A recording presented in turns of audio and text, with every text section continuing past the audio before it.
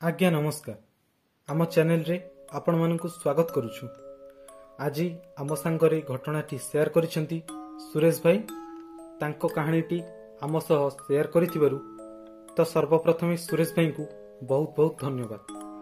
आपणक पाखरे जदि एमिति किछि कहानी अछि बा आपणक सहित जदि एमिति किछि घटना घटिछि तेबे आम सह शेयर करंतु।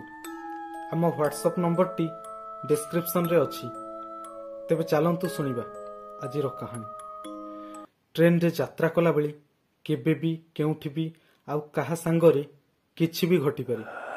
सही प्रथम घटना परे मु टिके डरी जाइथाय, किंतु बोधवे एबे बहुत किछि होबाकू बाकी थाए। सेमिति गोटे राति रे आमे जेबे ट्रेन रे जाउथुलु तो ट्रेन टी स्टेशन रो किछि दूर पूर्वरु अटकी गला। सेतेबेले मु ट्रेन रो गेट पाखरे ठिया होइथाय।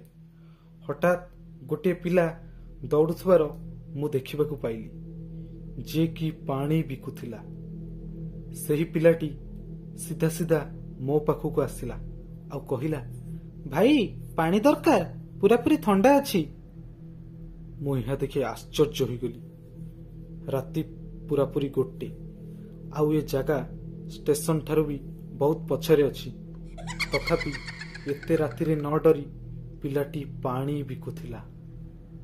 ताठारू मु पानी बोतल किणुकुणु पचारिली, अरे तुमको डर लागुनी? मु एतिकी पचारू पचारू ट्रेन टी छाड़ीदेला और से पिलाटी मध्य सेठारू चलीगला। स्टेशन रे किछि समय रहिला परे ट्रेन टी छाड़िला। पुणी स्टेशन रो किछि दूर रे जाई ट्रेन टी आउ थरे अटकी गला। ट्रेन टी अटकिला परे मु पुणी जाई बगीर गेट पाखरे ठिया होइगली। एही समय रे मते ट्रेन रो बाहर पटु एक कंठस्वर सुभागला, नाई एबे मते बिल्कुल भी डर लागुनी। जेबे मु ता आडकू चाहिली तो जानी परिली जे सही पिलाटी ट्रेन रो बाहर ठिया होई मुरुकेई मुरुकेई हसुथाय। हठात मु सही पिलाटी को बाहर देखि चमकी पड़िली। एबे मु सही पिलाटी को पचारिबाकू जाउथिली कि से एठाकू एते शीघ्र केमिति आसिला। बास एतिकी बेले मो कांध उपरे कि जणे हाथ रखी कहिला, एठी कोन करूछ? ए सिलेभेन रे किछि असुविधा होई जाईची, जल्दी चलो। मु यह सुनी मो सांग सहित ए सिलेभेन बगी आडकू जीवाकू लागिली। ए सिलेभेन बगी आडकू गला बेले मो सांगटी कहिला, अरे राति रे बगीर गेट पाखरे जमार भी ठिया होनी, नचित किछि भी पारी। यहा पर मु ताकू पचारिली, कौन है पारी?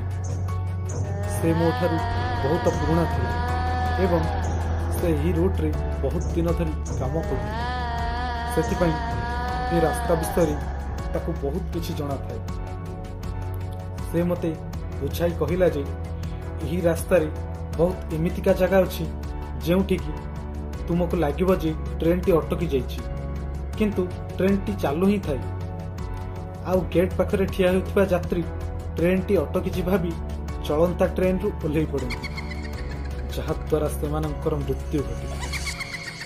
आउ किछि जगारे तो गोटे पिला पानी बिकुथिबार देखा जाय। जदि तमे सही पिलाठू पानी बोतल किणी नियो तेबे सही पिलाटी तुम पछरे पड़ी जिवो। पुणी सही पिलाटी तुमको सबु जगारे देखा जिवो जे पर्यंत से तुमको मारी न देइछि। एतिकी सुनिला परे मु बहुत डरी गली। मो मुहर डर डर चेहरा को देखी से कहिला, एबे तू कहबुनी कि से पिला तते देखा गला? यहा पर मो मुंड हलेई कहली, हां से पिलाटी मते देखा गला आ मु ता ठरू पानी बोतल भी किनिली। एबे से मो पछरे ए पर्यंत आसी जाईची। एहा सुनी चिंतारे से ता मुंड को धरी सेठी बसी पड़िला। पुणी से किछि समय भाबिबा परे मते बगीर ऊपर सीट रे बसई देबा परे कहिला, एबे तू आखि बंद करी सोई पड़, से जहा किछि भी होई जाऊ तो आखि केबे भी खोलिबुनी। आउ जदि तो आखि खोली भी जाए तो सही समय रे पाखा पाखी जहा भी किछि देखा जिवो ताको विश्वास करिबुनी। जेते ता ठारू दूरे की रहू सेते भलो। तू पूरा चुपचाप बसिथिबु जे पर्यंत ए डेउरियाटी तो हाथरू छिंडी न जाईची। एतिकी कही गोटे डेउरियाटी काढी मो हाथ रे बांधी देला। या पर से माने मते सेठी एकुटिया छाड़ी के चली गली। ସେମାନେ ଯାଉ ଯାଉ ମୁଁ ମୋର ଆଖିକୁ ବନ୍ଦ କରିଦେଲି ଆଉ ମୋ କାନକୁ ମଧ୍ୟ ଦୁଇ ହାତରେ ଖୁବ୍ ଜୋରରେ ବନ୍ଦ କରିଦେଲି, ଯେମିତିକି ମୋତେ କିଛି ଶୁଭା ନଯାଉ। ଏବେ ମୁଁ ଶୋଇବାର କିଛି ସମୟ ହୋଇଛି କି କିଏ ଜଣେ ମୋ ପାଦକୁ ଧରି ଜୋରରେ ଟାଣିଲା। ତାପରେ ମୁଁ ଉଠିକି ବସି ପଡ଼ିଲି। ଯେତେବେଳେ ମୁଁ ଆଖପାଖ ଦେଖିଲି ତ ଚାରିଆଡ଼େ ଖାଲି ଅନ୍ଧାର ହିଁ ଅନ୍ଧାର ଥିଲା, ମାନେ କିଛି ବି ଦେଖାଯାଉନଥିଲା। କିନ୍ତୁ ସେଠି ବହୁତ ଲୋକ ଥିବାର ମୋତେ ଜଣାପଡ଼ୁଥାଏ।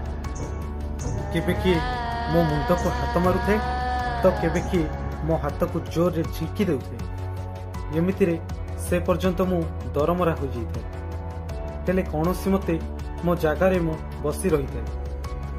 ପରେ ଧୀରେ ଧୀରେ ଅନ୍ଧାର କମିବାକୁ ଲାଗିଲା ଆଉ ଗହଳି ବି ଏବେ ଶାନ୍ତ ହେବାରେ ଲାଗିଲା।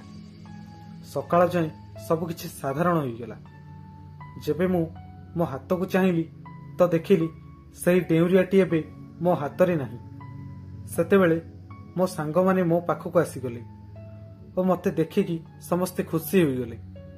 ପରେ ସେମାନେ ମୋତେ କହିଲେ କି ତାଙ୍କୁ ଲାଗୁନଥିଲା ମୁଁ ବଞ୍ଚିବି ବୋଲି, କିନ୍ତୁ ମୋ ସାହସ ଓ ଭାଗ୍ୟ ଯୋଗୁଁ ମୁଁ ଏ ବିପଦରୁ ବଞ୍ଚିଗଲି। ମୋ ଜୀବନରେ ଏମିତି ବହୁତ ଘଟଣା ଘଟିଛି ଯେମିତିକି କେହି ବିଶ୍ୱାସ କରିବେ ନାହିଁ। ସେହି ଘଟଣା ପରଠାରୁ ମୁଁ ଆହୁରି ସାହସୀ ହୋଇଗଲି, କାରଣ ବିପଦ ବେଳେ କ'ଣ କରିବା ଉଚିତ ଓ କ'ଣ ନ କରିବା ଉଚିତ ମୁଁ ଜାଣିପାରିଲି। ସୁରେଶ ଭାଇଙ୍କ ସହିତ ବହୁତ ଏମିତି କିଛି ଘଟଣା ଘଟିଛି। ଏହି ଘଟଣାରେ ତ ବାସ୍ ଏତିକି। ଯଦି ଭିଡ଼ିଓଟି ଭଲ ଲାଗିଥାଏ ତେବେ ଲାଇକ୍, ସେୟାର ଓ କମେଣ୍ଟ କରନ୍ତୁ। ରହୁଛି ଆଜ୍ଞା, ନମସ୍କାର।